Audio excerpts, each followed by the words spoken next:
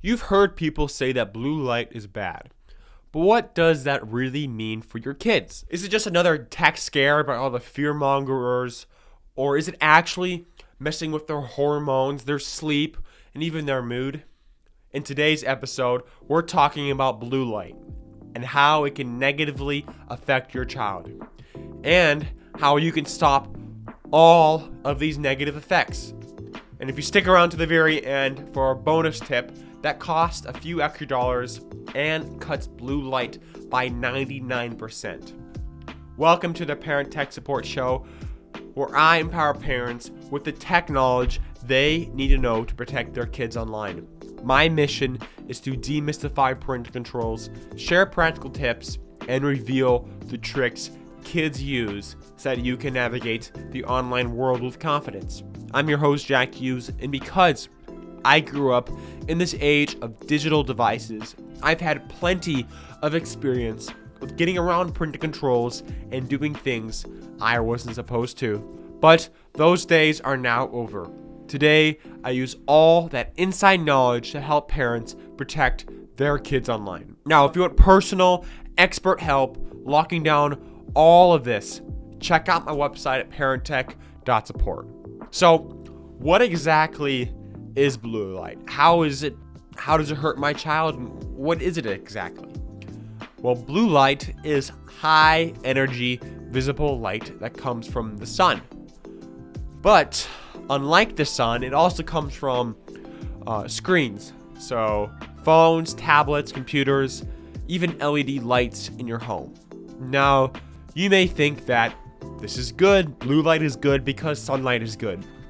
But sunlight is also, or blue light is also important for our circadian rhythm. Basically, this is our sleep and wake cycle. When we see blue light, when our eyes see blue light, when we see sunlight, our body kicks in and it keeps us awake.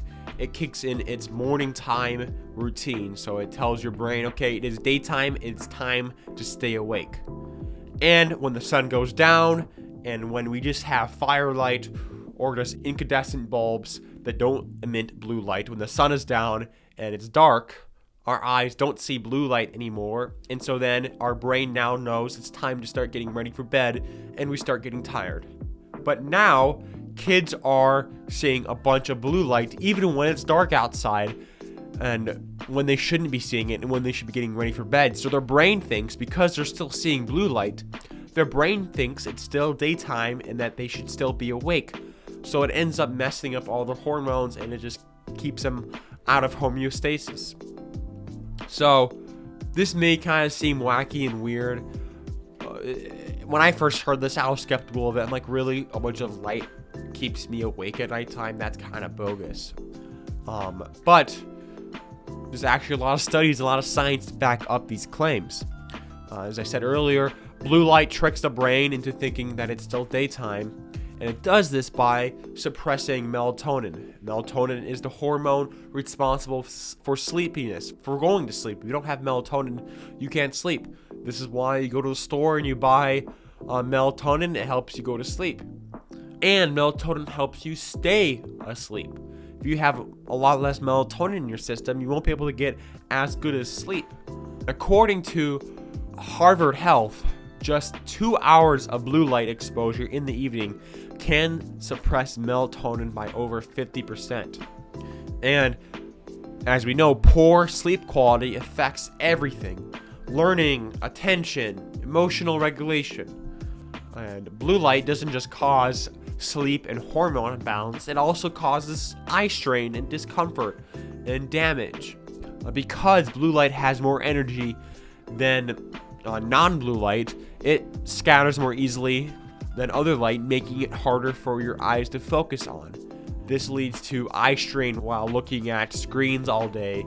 This can cause headaches, blurry vision, and even potentially damaging the eyes. Now, kids often don't notice that their eyes are being damaged and that they're getting blurry vision or eye strain because they're so absorbed in whatever they're watching or doing on these screens. And the American Academy of Pediatricians has even flagged this as a growing concern. Now, blue light doesn't also just affect eyes, it can also affect your mood, your focus, and your mental health. Like I said earlier, sleep and mood are connected. Less sleep equals more stress and worse behavior. A new study from the CDC found that screen use late at night is linked to increased depression in tweens. Blue light exposure at night throws off the body's natural rhythm, which is not just related to sleeping and waking up. It's also tied into your mood and your focus and even your metabolism. So I don't just want to sit here and scare you and talk about the blue light as the devil, as screens is the devil. Screens can also be very, very useful, and I tend to like to use screens before I go to bed because I play Minecraft as I wind down for night or watch a Netflix show as you get ready for bed. So I'm not saying throw out all your devices. I'm saying let's set boundaries for your children and use tools to enforce these boundaries so that they don't have these negative consequences. So number one, use device level downtime. So on iPhones, you're able to set up what's called downtime, where the phone essentially shuts off at certain times. You can do the same thing on Android phones, not just iPhones. For Apple, you can do that using Apple Screen Time. For Google, for Android devices, you use Google Family Link. These help kids get off their screens before bedtime, not at bedtime. So you can set it for like 7 p.m. right after dinner or something, where their phones will turn into downtime and they won't be able to play games and stuff on their phones. You can also turn on night shift or blue light filters on the device. So on Apple devices, there's a feature called night shift. And essentially what this does is it shifts all the colors that the screen is displaying to warmer tones in the evening automatically, and that reduces the blue light that it emits. On Android, this is sometimes called night light or comfort view. And this doesn't fix everything, but it's a solid step in reducing blue light. So turn that on your child's devices and on your devices as well. Turning on night shift can have a pretty big impact on that. Again, you can also use number 3, you can use router level scheduling. Now this is a game changer. I talked about this in my previous episode about router controls. But essentially you can set up Wi-Fi downtime by device, so you can shut off all your children's device, even the family TV at a certain time. So where like at 8 p.m. all the device on the Wi-Fi network automatically gets blocked, so they can't access the internet anymore. And now this is way harder to sneak around than just a normal built-in parental control. And you can, again, check out my last podcast with a complete guide on that. Now, if you want help setting up those router controls without having to go to that video and that podcast that I filmed last week, and if you also want help setting up screen time and the night shift that I was just talking about, you can work with me directly on my website at parenttech.support. You can sign up for a free 15-minute call with me, and we'll talk about how we can do that. And I'll be able to give you expert guidance from someone who's been in these trenches as well. And I can walk you through all of that. It's personalized help for you so that you can better protect your kid online. Another option that you can do to reduce the blue light to help mitigate the cons of blue light is to change the room environment. So swapping out the harsh LED lights with warmer, dimmer lights in the evenings. I really like the incandescent, the light bulbs that actually have the wire that heats up. That is a lot more expensive, and you do have to replace more. There's a lot of cons to that, but they're a lot healthier for your eyes and for your circadian rhythm.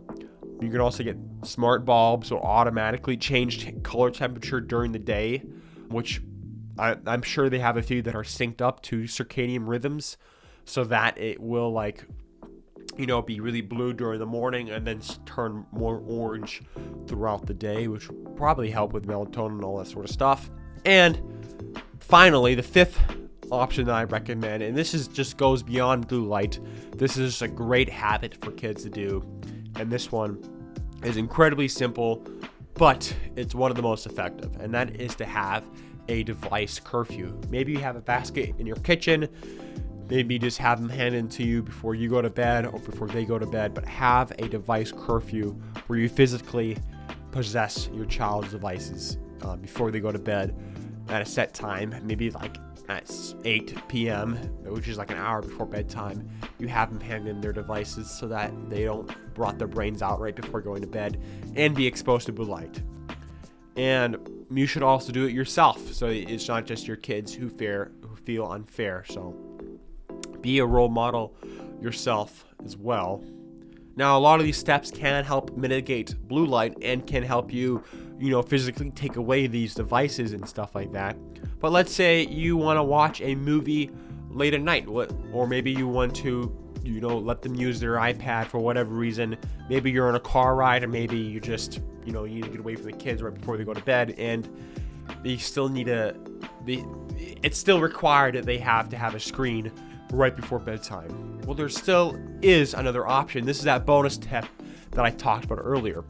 And you can get these inexpensive screen protectors that you can put on like iPhones or iPads, and they just peel and they stick on, and it blocks 99% of all the blue light coming out of the device. So these are physical barriers to the blue light, and these are relatively cheap. They're only like $8 on Amazon. But even better, you can get blue light blocker glasses, and you can put them on, and it blocks all the blue light, or like 99% of the blue light, as these glasses, and they're only like $15 on Amazon. And I wear them before going to bed, and it really helps shut me down for nighttime and help me go to sleep. And you just put those on 2 hours before bedtime, or have your kids put those on 2 hours before bedtime. Or if you want to watch a show before bedtime, put on the blue light glasses, and that will greatly help you go to bed as well. So in conclusion, blue light affects your child's sleep, eyes, hormone, mental health. But you're not powerless to stop this. With the right tools, device limits, warm lighting, router controls, personal help with me, you can protect your child. Now, again, if you need any help with this, just go to parenttech.support. That's parenttech.support, no .com or anything like that. The link will be down in the description as well. And you could book a free 15-minute call with me, and that should be the first option to sign up on the website. And I'll walk you through the whole thing, how to set up parental controls, what expert advice you have, any questions you have for an expert, just let me know. And that's all for today's episode of the Parent Tech Support Show. Don't forget to like and subscribe and share this podcast with other parents who would benefit from my advice. I want to help them, and I hope you have a good rest of your week, and stay tuned for the next episode. Thank you.